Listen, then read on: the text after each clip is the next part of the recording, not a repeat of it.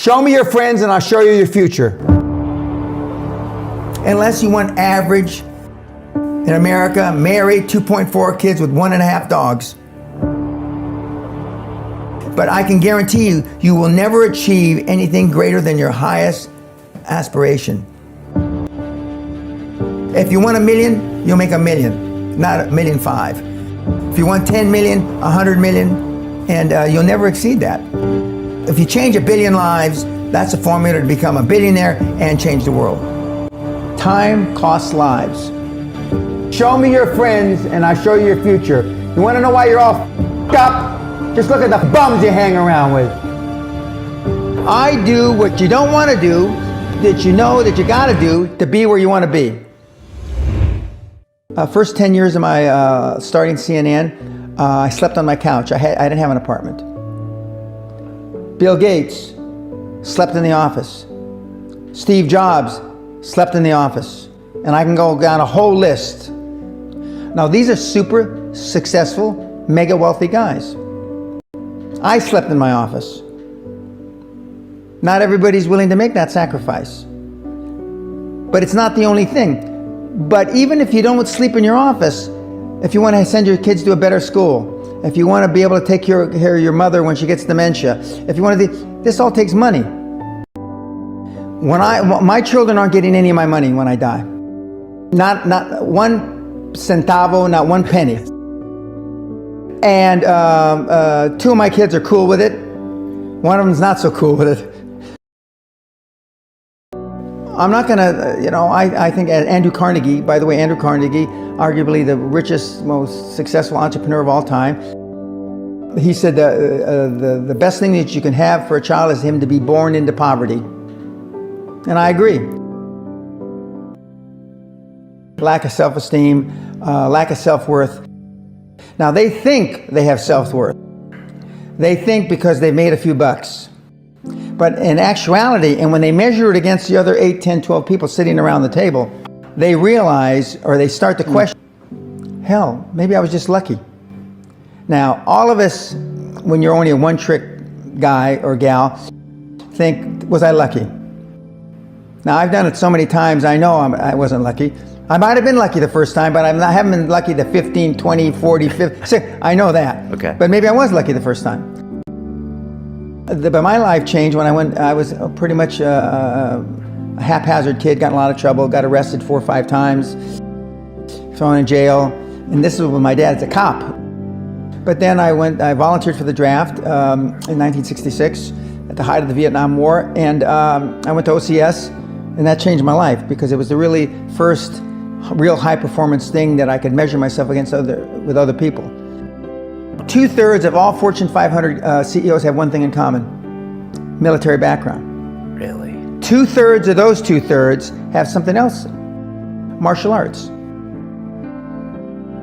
What do you learn in martial arts, Brian? Discipline, focus. A lot of people don't believe they deserve to be there. I convince them, and we have these drills, why you belong there.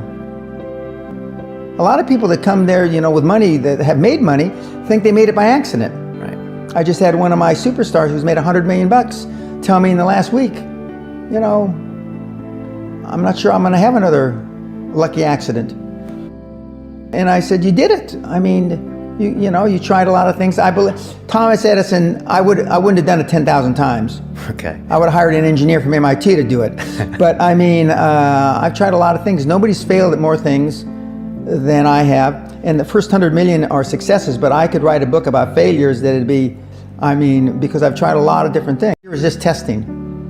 And one of the reasons I've been so successful in generating this equity and value in my kids, and I call you all kids, is because I convince them that making a mistake is okay. Your parents probably told you, you can be anything you want, but you can't. That's horseshit. You can't. If it's all juxtaposed. But what you tell them is that you can do anything you want that you have passion for. Because that eliminates most of the crap. Because most people don't follow their dream. Like they say in The Sound of Music, you can't have a dream come true unless you have a dream. Now, I still dream. I dream in Technicolor. I say my affirmations and goals every single night.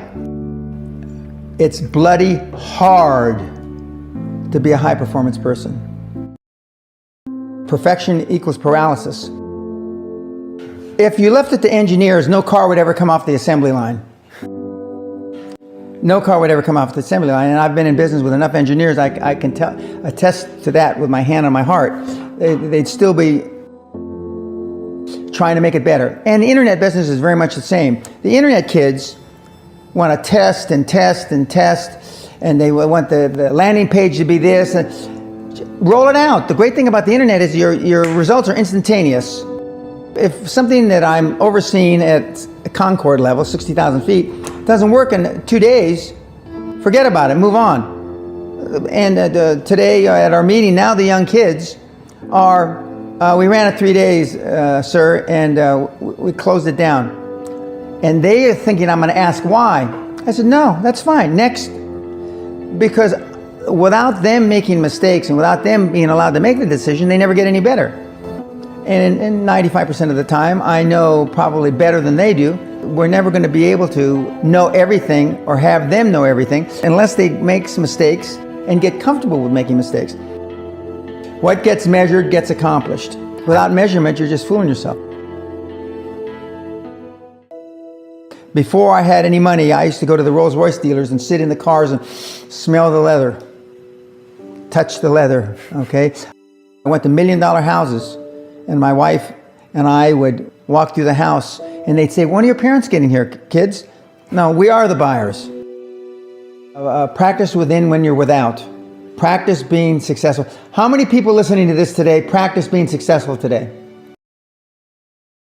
Through affirmations, through going to the Rolls-Royce dealer, maybe Lamborghini, maybe something else. Right. In my particular case, it was Rolls-Royce. And within a year of me going to Rolls-Royce dealer, I had a Rolls, okay? Within 19 months of me dreaming and adding it to my goals, a castle on an island, I own Guthrie Castle. 19 months. Okay. Go to stores you can't afford. Go hire lawyers you can't afford. Lawyers will meet with anybody. Accountants will meet with anybody.